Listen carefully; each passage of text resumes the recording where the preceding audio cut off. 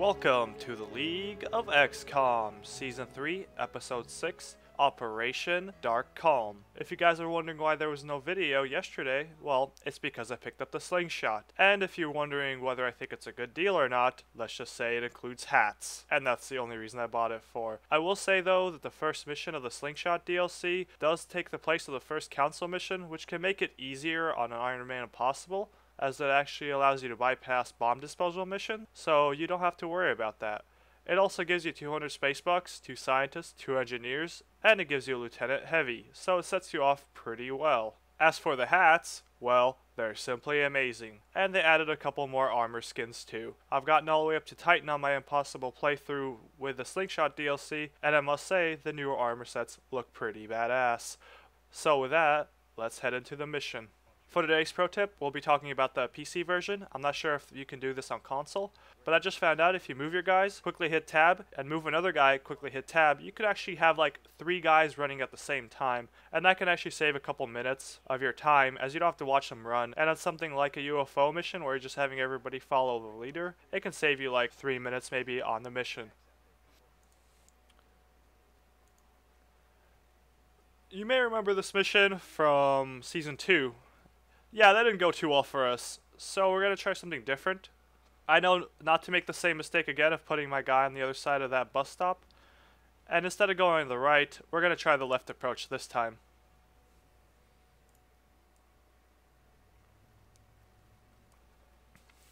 We'll continue going left until we can hit that truck, and once we get to that truck, we're going to take things from there.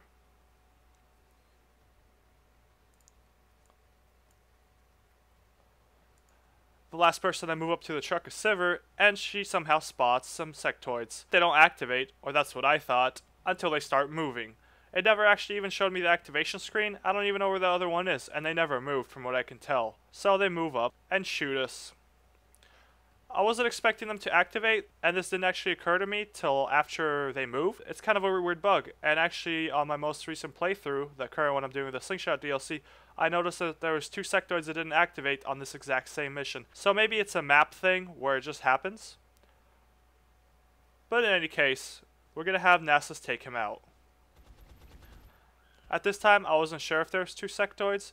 I was kind of thinking that there's going to be more than 1 sectoid because you never find them in pairs of 1. So I'm thinking there's at least 1 or 2 more. So we just set everybody to Overwatch and see what happens. And sure enough, one of them moves up. But they double moved or something, so they don't do anything. This gives us a good opportunity to move up and take some shots. I'm going to lead off with Trinomir. At this point, my computer crashes several times. And when it actually starts working, I actually don't record this part because every time I would hit record and try to kill that sectoid, my computer would crash. We got behind that sedan, and we pretty much riddled him with bullets, and now you're just seeing the next churn once I'm starting to reload.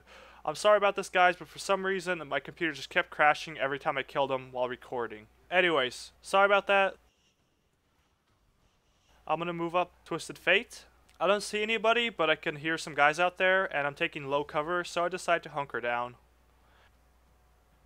And I'm gonna have Singe follow him up, and I'm gonna leave the other 2 guys and the sniper in the back for cover fire. But once you know it, Patch 3's ugly head rears again, as 2 thin men magically appear, take some Overwatch fire, and then run for cover. Unfortunately, we don't get any of them, but we do weaken one of the thin men. So hey, it's not a lost cause completely. Okay, well there's another ugly head right there, so yeah. 3 more sectoids magically teleport, and that will give us 5 enemies. Some people might complain about this, but for me, when XCOM gives you aliens, all you can do is make alien lemonade. And the perfect recipe is 1 thin man, 3 sectoids, a rocket, shaken not stirred. And with that, it's 1 thin man left. Twisted Fate's going to have the flank on that last thin man, so he's not going to be able to move or shoot. So we're going to be pretty freed up to just capture him. Like I said last episode, I want to really capture an alien and start working on the plasma weapons. Or, you know, just get flight up. So we're going to have Singe toss a frag grenade to weaken him, and then we're hoping for a pistol shot to do 1 to 2 damage. and then we're going to be able to capture him on an 80 or 90. I moved Trinamir to a place where he can actually spot, because so far he hasn't really done much except for taking an Overwatch shot. This map is kind of bad for snipers from everything I've been seeing. We move up Twisted Fate, and we're going to take a pistol shot to reduce... Oh yeah, that's like a 1 in a billion shot, 3 damage critical on a pistol. Come on. Okay, well, I guess we won't be taking a Thin Man home with us. But there's still more aliens out there, so let's hope we can get one of them.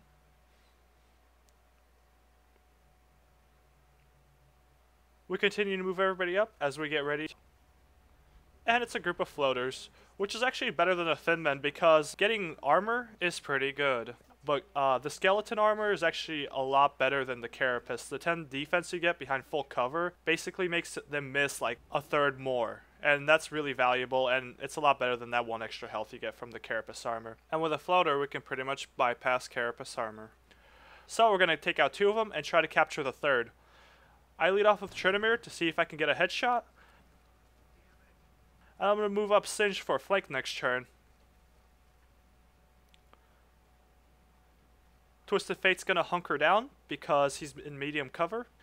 And because I can shoot and still Overwatch, I'm going to do that with Nasus. The shot will connect for 5 damage. He is, however, exposed because he's also still in half cover. So we're going to toss a smoke grenade from Sivir. On the aliens' turn, they start moving up a little bit closer. One of them goes on Overwatch. One of the floaters flies away. And he's going to try to flank Singed. Because Trinamir really has nothing to do this mission, I'm going to switch him over to the pistol and take that shot. And now there's only 1 floater I need to take care of before I can start working on capturing the last one. Singe uses run and gun and gets on the flank of said floater. With a 100% shot, it's going to be 1 floater left, and we're going to try to capture him.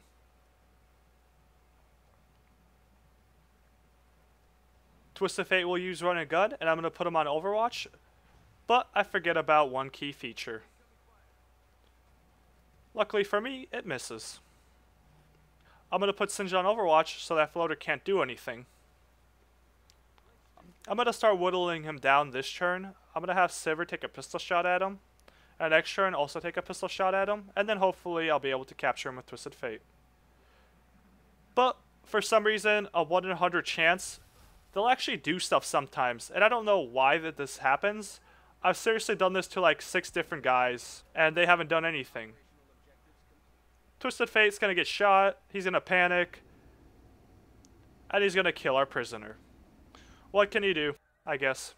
Back at base, Canada and Nigeria aren't happy with our results. With promotions, I like Tactical Sense a lot more than Aggressive. I pick up Gunslinger as it's actually very useful for a squad sight sniper as you can move and still do good damage. And Nessa's going to pick up Suppress, which will also help us capture aliens a little bit easier. So I'm going to build some vests for my assaults. I'm going to build 2 because I have 2 assault. And then I'm going to sell some stuff, and I'm going to build 3 satellites. Satellite uplinks give you 2, but if you have 2 satellite uplinks connected, you get an extra one. And then later month connect 1 satellite link to another one, I can actually get 3 satellites up in the air instead of 2. This will require me to get some money or find a spaceship that I can sell some parts for. So with that, we've done everything we can really with our base. So we're going to go to the globe. And it's not even 5 minutes before the aliens are trying to set up a base on Earth. Because Twisted Fate took a bullet to the knee last mission, he's going to be out sick. So we're going to have Riven swap in for him. S2 Heavies is still pretty good. We're going to give her also the Arc Thrower so we can capture something hopefully this mission. And it's a small UFO, so there should only be, I think, 5 aliens? We're hoping 5 to 7 aliens, so it'll be very low numbers count next mission. Join me next time for Operation Morbid Dawn. And as always, please like and subscribe, and leave a comment about what you liked about the video, or about what you didn't like about the video, and I can use that to improve the videos in the future.